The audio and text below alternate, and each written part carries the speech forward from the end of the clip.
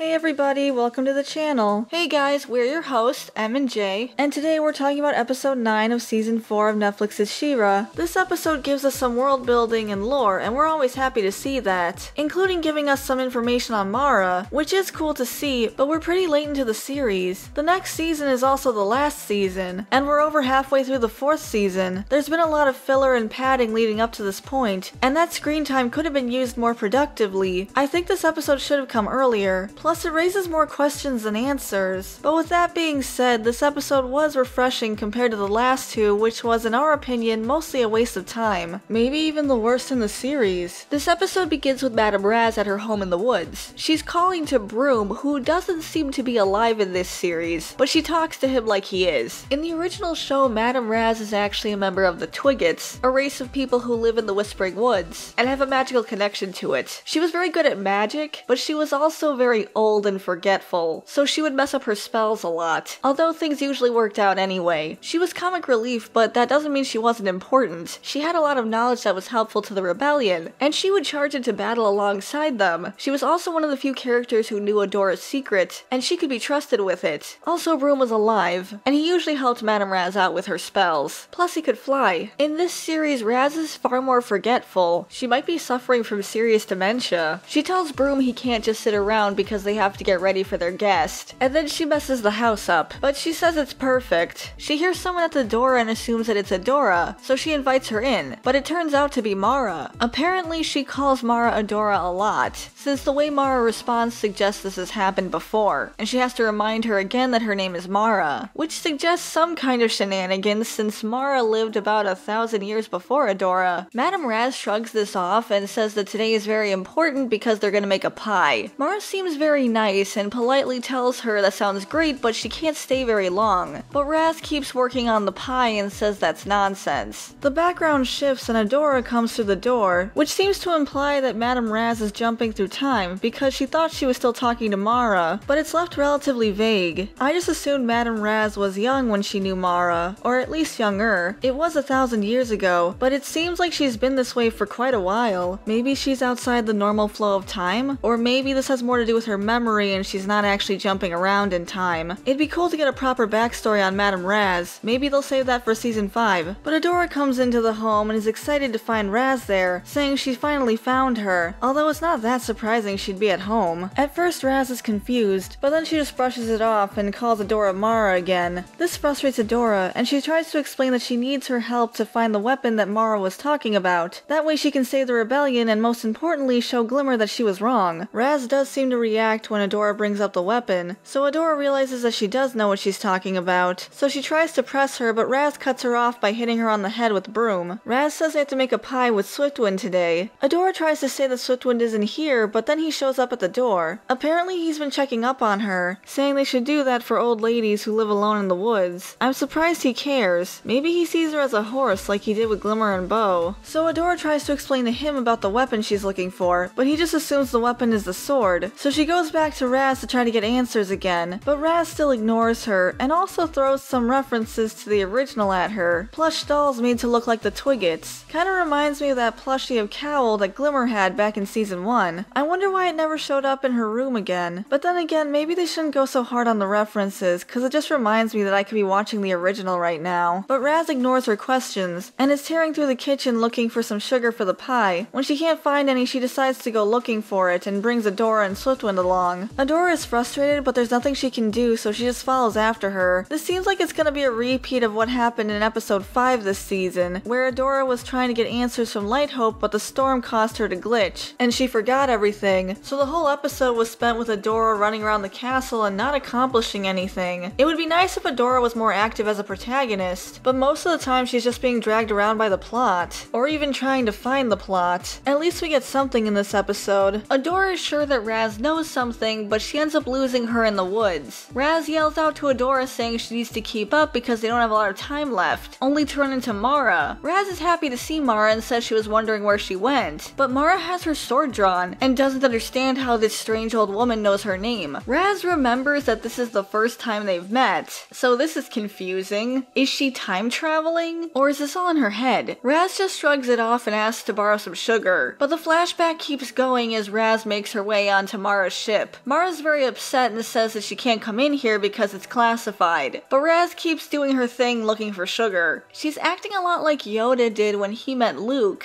Except Yoda was doing it to teach Luke patience, and Raz is doing it because this is how she is. Hey, get out of there! Hey, stop that! R2, let him have it. Fine! R2! Intruder detected. Mara's annoyed by this, but she does notice that Madame Raz can use magic, which she's very impressed by. But she gets upset when Madame Raz pulls a crystal out of the control panel and they both fight over it. But they're interrupted by Light Hope. Raz thinks Light Hope is a ghost, so she tries to attack her with Broom. But that wouldn't work on a real ghost anyway, so it doesn't work on Light Hope either. Light Hope is concerned that there's a stranger on the ship, but I guess Mara accepts that she's just a kooky old lady, so she's laughing about it now. She asks Raz what she's looking for, and Raz says sugar, but she also smacks her on the head with Broom, which I didn't think was very nice. Mara decides to give her sugar, which she's very grateful for, even kissing her on the cheek a few times. But she still goes around taking things and putting them in her pocket, even though she got what she wanted. Mara doesn't seem too upset anymore, but Light Hope is. Past Light Hope is very different from the one we know, which is a good thing, honestly. She seems a lot more friendly and reasonable. Her concerns about Madame Raz are not unfounded. Light Hope tells Mara she can't let a strange person wander around the ship, but Mara is convinced Raz is harmless. Mara also says that they're there to study Etheria's magic, and this woman seems to know magic, so she could be useful to them. It seems like they're building up the first ones to be evil, or not what we thought they were, so I'm kinda surprised they didn't experiment on Madame Raz. Light Hope says she still has to report this, but Mara asks her to let it slide, giving her the puppy dog eyes. Light Hope actually goes against her programming to let it slide, which is a big deal, and shows her loyalty to Mara, even more than to the first ones. Mara says she's a good friend and runs off, and Light Hope repeats the word to herself, so their friendship must mean a lot to her. Raz is finally leaving the ship, and Mara tells her that she can't come back, only for Raz to call her Adora again and tell her she'll see her tomorrow. And she goes on her way, leaving Mara very confused. Raz ends up wandering back into the present, where she runs into Adora, and the place where Mara's ship was is now a ruin. Adora's excited to find it, but she gets concerned when she sees slash marks in the structure. She speculates that Mara did this. She pulls the ivy away to reveal this is the head of a She-Ra statue. Swiftwind is disturbed by this, saying that Mara really was crazy. It kind of feels like they're jumping to conclusions pretty quickly. This could have been a battle, or maybe it happened after the Horde invaded. Just playing devil's advocate, it's not like they had the full context of the situation. Adora finds a stash of what I'm assuming are rations. I'm surprised the stuff is still here after 1,000 years. You'd think they would have decayed by now, but maybe they're more durable than I'm giving it credit for. But Raz grabs one of the boxes, saying that she finally got the sugar she needs. What about the sugar that Mara just gave her like a minute ago? Maybe this is just a memory and it's not time travel. But Raz is pleased, saying that all they need left is the berries, so she runs off to get some. But Adora takes another look at the pile, and discovers the crystal that had been in the dashboard earlier, as in 1,000 years earlier. Again, I'm surprised it's still in such good condition. I don't know, all this feels a little bit convenient. She asks Raz about it, claiming that it was left there deliberately, and Raz agrees, even saying that Mara left it for Adora because she wants to talk to her. Naturally confused by this, Adora tries to explain that Mara's been gone for 1,000 years, but Raz dismisses this, insisting that she's helping her make a pie today. Adora keeps questioning her, asking why today is the day they have to make a pie, only for Raz to struggle with the answer. But she eventually remembers that she has to run, and all of a sudden we're back in the past and she's being chased by this giant boar monster. Well, that's one way to transition scenes. Raz is on the ground while this pig is charging at her, but Mara comes in and transforms into She-Ra. I'm not sure if this is the same day and Mara followed her, or if this is a different day. Madame Raz was still picking berries to make that pie, but maybe she makes lots of pies, I don't know. I like Mara's transformation sequence. It's a little shorter than